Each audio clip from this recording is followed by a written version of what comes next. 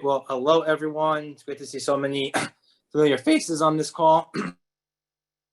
And I hope everyone's staying cool today. I was out knocking doors earlier today with Julio's future co-leader, actually, and it was quite hot. Very, very hot. And before that, I had the baby with me canvassing at the Carroll Gardens Farmers Market. So we've been out for quite a bit. So this is, as you all know, quite a challenging year because of redistricting. And, we can go through all the back and forth over how we got to this point, but that'll take us a day and a half. I don't want to waste that time. But basically, long and short of it is the district that I am now running in spans from the Verrazano Bridge all the way to the Manhattan Bridge.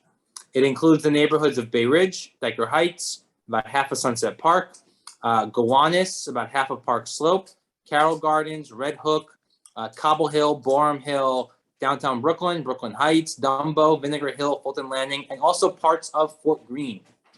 So a lot of territory, a lot of neighborhoods, but population-wise, very similar to the old district that I had, which, as you all know, went from Bay Ridge to Marine Park. I live in Bay Ridge, where I was born and raised, and so I'm going to be running in the district that includes my home, and that is the 26th district. And it's been a great experience so far getting to know all these new neighborhoods, but it's actually not that new, because just like many of you who have lived outside of my existing Senate district, come November or come fall campaign time, Democrats who are looking to make a difference either at the state or local level have always come down to Southern Brooklyn to help me on my campaigns, whether in 2018 or 2020. And so I'm finding that as I'm going into a lot of these new neighborhoods, a lot of my old volunteer base lives in this new district. A lot of my old donors live in the new parts of this district. So I have a great base of support that I'm looking to build off of and kind of build a new base and a new relationship with voters through. And it's really, really exciting. I've been in the Senate for 4 years. I have had 60 of my bills signed into law by both governors. The 60th actually was just the other day. The governor signed my speed camera bill for 24-hour speed cameras. You all know how important that issue has been to me, to you, to all of us. Incredibly proud of that fact. Some of the other things that I focused on over the last couple of years have been transit accessibility and reliability, CUNY affordability. This year, we saw the largest increase in CUNY funding in more than a decade, about $1.2 billion, $1.25 billion actually, $250 million for operating, and $1 billion for capital costs to CUNY, all part of my New Deal for CUNY package that I've been working on. And I represent the most number of CUNY students currently of any legislator in the entire state. I've done a lot of work around harassment in the workplace, sexual harassment and discrimination, dismantling the laws and cultures and norms that allow harassing behavior to perpetuate and that protects abusers, as many of you know, and a whole bunch more. I think the last time we all met, I was chairing the Civil Service Committee, and I am now chairing the Budget and Revenue Committee, which is a bit of a nice step up. I get to oversee all state tax policy and have a direct hand in helping to shape and craft the state budget that we pass every single year. And I think it's a great opportunity for me to have a bigger platform to be able to advocate for the issues that I care about and that we all care about and that Brooklyn all cares about. And so I'm really excited about that opportunity and looking forward to, if I get reelected, being able to leverage that platform in some really ambitious ways in the years to come. This is a contested election this year, so I do face a primary election, as kind of David teed up for you. I hope that I can earn this club's support yet again. I think we've done a lot of great work together so far, and I know that we have a lot more work to do together in the future. So I'll stop there. That's a little bit short of 5 minutes, but I'd rather save that time for questions. That's more fun anyway. All right, so if you have a question, please either use the Zoom raise your hand function or just physically wave your arms around and I should be able to see it. And then I will call on you. Jay, you look like the first one with a question. All right. Yes, thank you, David. Hi, Andrew. I just, like you said, street safety, pedestrian safety has been a key focus of yours starting in 2018 when you first ran, and basically that was one of your first legislative achievements. getting we got the speed cameras turned back on, but then we also, you were able to get the speed cameras expanded at the time. And I know just with days since it's been expanded further, so they're not just on Mondays through Fridays, 6 a.m. to 10 p.m. I guess it was. Now they're on all the time. So now the benefits that we've seen from them, from statistical analysis has shown, we're going to see that expanded through those off hours, or what used to be off hours, to 24/7 now. I know you're not stopping there, I presume. So, I was just wondering what other plans you have legislatively to increase the safety for pedestrians and cyclists on the streets. Yeah, I appreciate the question, Jay. So this year, we also passed my bill to reform the DMV curriculum to better train and educate drivers as to what, right now, the driver's manual has 1 page on cyclist and pedestrian safety combined. And that's wholly insufficient. So we reformed the DMV curriculum and waiting for the governor to sign that bill. I've also introduced legislation to require in-person driving instruction, which is not a requirement, believe it or not, unless you are getting, going for a junior license, which only applies outside of New York City for 16 and 17-year-olds. So it's just crazy to me that you can go up and take a driver's test and take a road test without ever having to have like any number of hours in a vehicle before. So that's a bill that I'm working on. I have a bill to expand the number of red light cameras. Right now, they're only allowed to operate at 1% of city intersections. That's 150. I have a bill to increase it to 10%.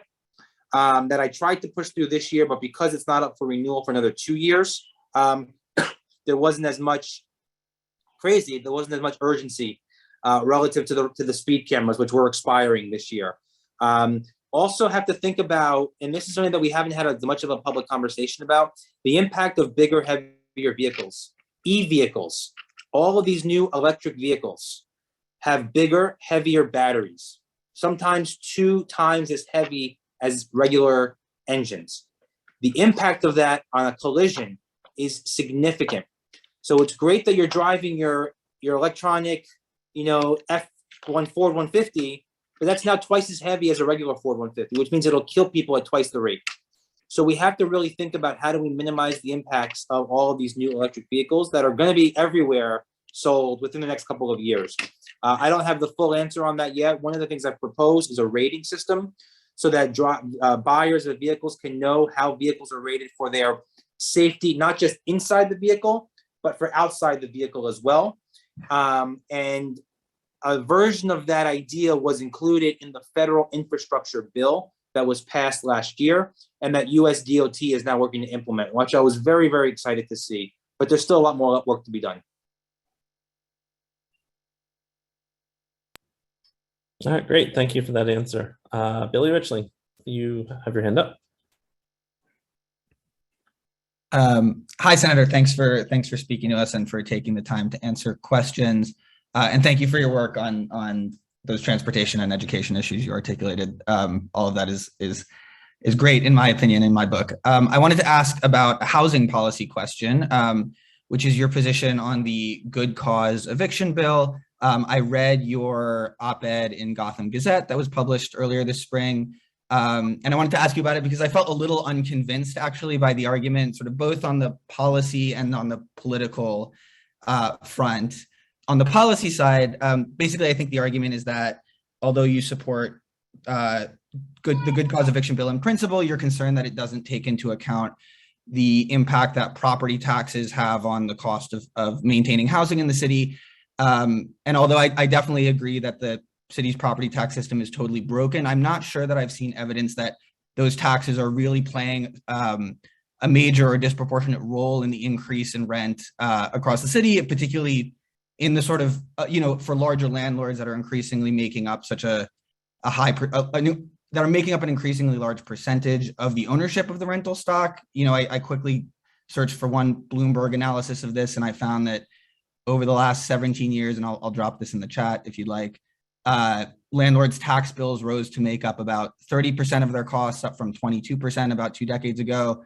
But during that same period, the median stabilized, so this isn't even market rate, stabilized rent in the city's oldest buildings increased 79%. So it seems like although it plays a role, I'm not quite sure I buy that as a reason not to increased protections for market rate tenants now. But then on the political side, even if it is true that the tax system is playing a role, I'm not sure that the strategy of waiting for that problem to be fixed makes sense, because the city is going to take like a decade at a minimum to fix this problem. They've been dragging it on for years and years. And I'm not sure that renters like really have that kind of time. And part of me feels like, oh, the state should pass the good cause eviction bill, take the burden off of renters and put it onto property owners. And then the real estate industry and the city can sort of, excuse my language, like get off their ass and make this property tax reform happen. Right now, there's no incentive to do that, and the burden falls on the renters. So I apologize for being a little long-winded, but I would love if you could address sort of the policy and the political concerns there. Yeah, sure. So I'll say a couple of things. Number one, you can make the argument that in 1 year or 2 years, well, let me back up. First of all, the real estate market is different in every single neighborhood, and the economic pressures you're seeing in some communities are not the same in other communities. And that's not an excuse to not do anything. That's just an acknowledgement and a reality that any solution we apply in the housing market has to take into account the entirety of the New York City housing ecosystem, which I think is really, really important. And if you look at my op-ed that I put out, the data that I pulled in that op-ed is direct from buildings in and around my district. You had some buildings in Sunset Park, Bath Beach, literally see double-digit property tax increases in 1 year. In 1 year.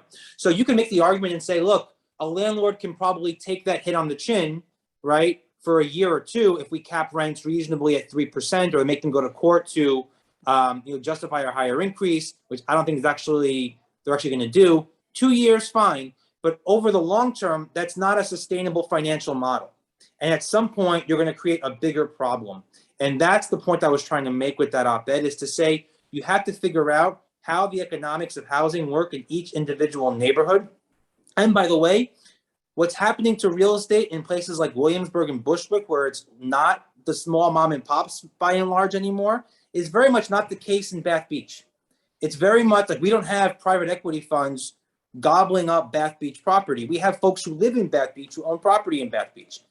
Same in Sunset Park, though it's starting to shift a little bit. Same in Bay Ridge. So it's a very different type of landlord that we are talking about. That's what I was trying to get at. And that's, I think, an important wrinkle. And, the analogy I think about, and it's not a perfect one, but I hope it'll convey where I'm trying to go. When you go to a restaurant and you order a burger, right? You expect that the cost of your burger is going to account for the price of meat, the price of salary, the price to keep the air conditioning and the heat and the lights and whatever on, right? And you might go to a fancy place and you get a fancy burger and they're going to charge you $30, or you might go to McDonald's, right? We know that McDonald's sells a burger as a loss leader. It costs them less than $1 to make that burger, but it's a really crappy burger, and it ends up giving you a crappy result. I don't think you can build an entire housing regulation model on a formula that's not sustainable in the long run. And so the second point I want to make politically is my argument was not to kick the can down the road until you solve the property tax equation, which I actually think now there's more momentum behind it than ever before. It's to figure out a better formula so that you can apply good cause right now and just say that we're going to figure out a way to account for larger than normal property tax or larger than average property tax increases or something. And I don't have the exact solution there yet in the existing formula, so that you can protect tenants who should not be kicked out of their homes unreasonably and without any justification, but that you don't lock in a system that I think is ultimately unsustainable from a financial model. That was my point.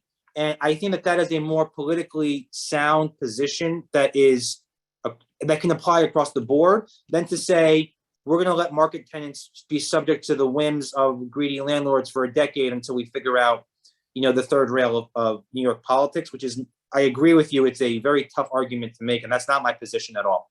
I do think there is a way to get there. If you look at the New Jersey good cause statute, and if you look at the leading case that interpreted New Jersey's unconscionable rent statute, which is the equivalent of good cause, the courts there, and the difference there is that statute does not include a percentage amount. It just says unconscionable. But the leading court opinion from their highest court does specifically say you have to be able to take into account a property tax burden, as well as other reasonable costs that a landlord does incur. So if we're going to look to the New Jersey model, which I think a lot of the housing justice advocates have looked at to show the success of good cause, we have to look at all parts of it and not just the parts that we think make the arguments we want to make. So I'm committed to seeing this through. We have created a housing commission that is supposed to report back to the legislature by the end of this year on a framework of ways to preserve and create new affordable housing across the state, which is a significant problem and one that I think we have a lot more work to do because we are in a deep affordability crisis right now as it relates to housing. Thank you. All right, I think we're going to take one more question. So Baruch, I think you're the last one with your hand up. Why don't you finish us off? Thank you, David, and thank you, Senator Gounardes. I have two questions. Number one, how are you going to go about determining a reasonable, and that's a wide gamut of return on investment, which is not going to exploit the renters and return money back or profits to stockholders and to the executives? And number two, let me see my other question. How about what are you going to do to increase the number of affordable units and limit the number of luxury units which are not occupied and otherwise taking up space that could be turned into affordable units? I hope you have some practical input onto that and not just take the word of the real estate industry, but have actual input from the renters on a same footing without the influence of real estate pushing your legislators that are looking at it. So let me take those in reverse order. Number one, the commission that I just described that we created at the end of the legislative session is made up of stakeholders.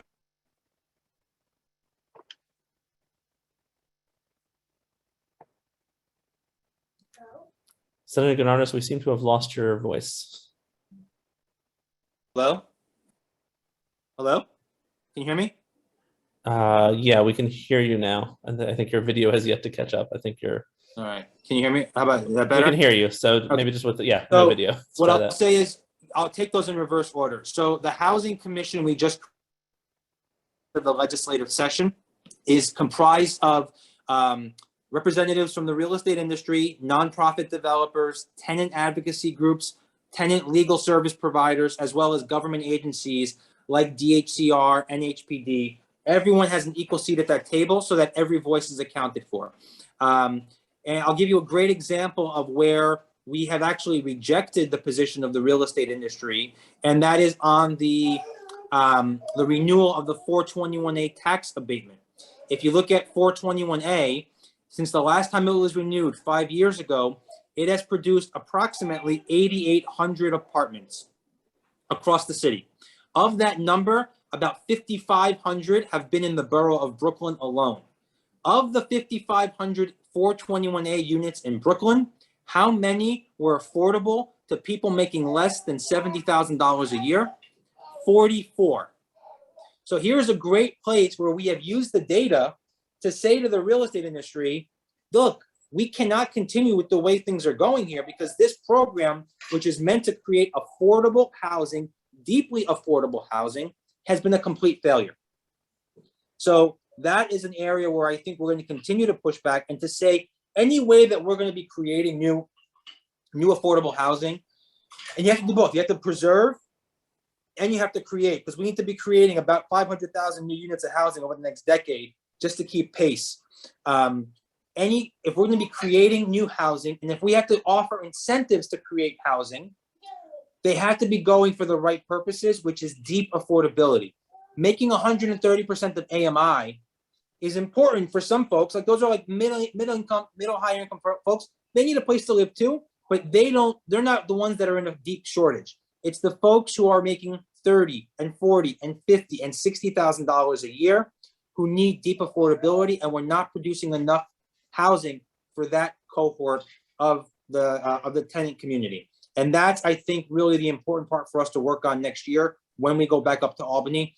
And as it relates to the, return on investment, I'm not going to argue and say that everyone should make a 10% return or a 12% return. Like, this is not a speculative business for me. There just has to be enough of a way to run the system so that you can cover your costs. And then, that's it. I mean, that's really what it comes down to, and obviously put a penny or two in your pocket, but I would never advocate or say, oh, 10% is the minimum or 15%. That's what the big corporate law, landlords want. That's what the big outside owners want, the private equity funds, the REITs and all that. That's what they're looking for, because that's what they promised their investors. Those are not the folks that I'm interested in getting a fair shake here. It's the folks who live in this neighborhood, who own a building or two, and who are getting hit with a 12% property tax increase with a 3% rental cap that I think over the long run is just not sustainable. We can better align those percentages, find the happy medium there and the right way to exercise and to kind of come to a resolution there. And then I think you're able to do both. Thank you so much for joining us, Senator Gounardes. This was a pleasure as always.